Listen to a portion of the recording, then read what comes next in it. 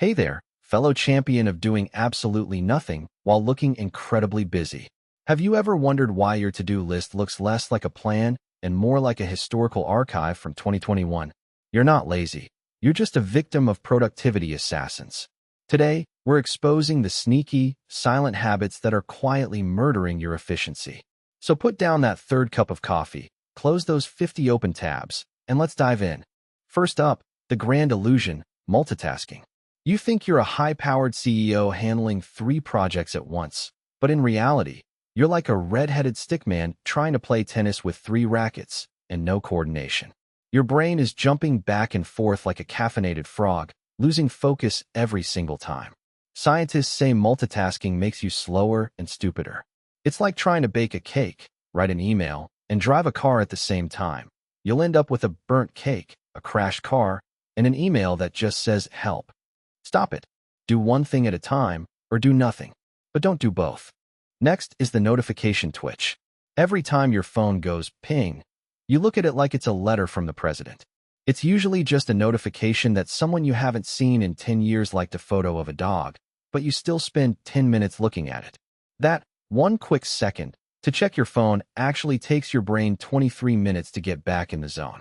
You're basically running a marathon, but stopping every 50 yards to check if your shoelaces are still there. Put your phone in another room. Or better yet, launch it into orbit. The productivity setup trap. You can't start working until your desk is perfectly aligned with the Earth's magnetic field, your color-coded markers are sorted by wavelength, and your coffee is exactly 62 degrees.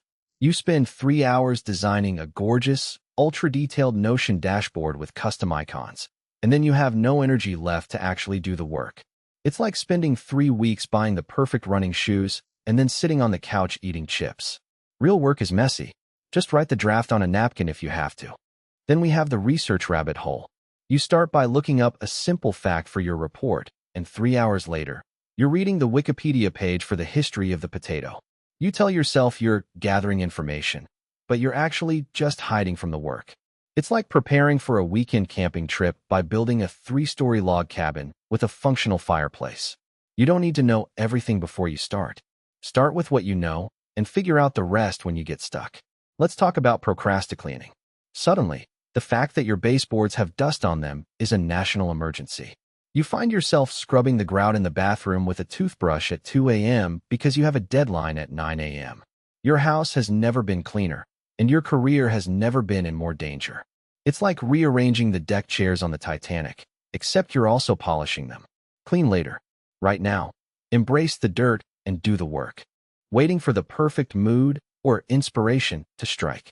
Newsflash. Inspiration is a mythological creature, like the unicorn or a polite internet comment section. If you only write or code when you feel inspired, you'll produce about 3 lines of work per year.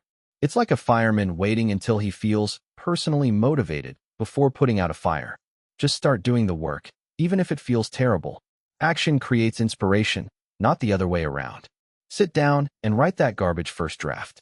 Saying yes to every single request. You want to be helpful, so you agree to join a committee, help your coworker move, and attend 3 meetings that could have been emails. Before you know it, your calendar looks like a game of Tetris played by a toddler.